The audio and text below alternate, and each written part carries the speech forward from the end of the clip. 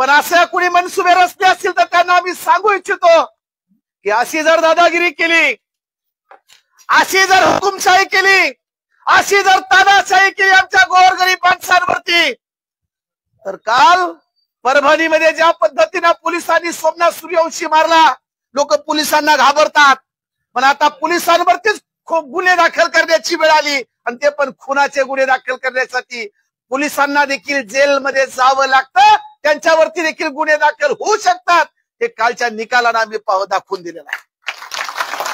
त्यामुळं एखादा तहसीलदार, एखादा सर्कल, एखादा तलाठी जर नोटीस घेऊन आला, तुमच्या वस्त्यांवरती आला, गायरान जमिनीवरती आला, तर जायला कपडा देखील अंगावरती ठेवू नका। हा वंचित बहुजन आघाडी